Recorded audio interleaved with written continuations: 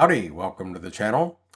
So a few days ago I was out getting a little real estate video with one of my drones, and just to be my usual goofy self, I decided to fly through the barn.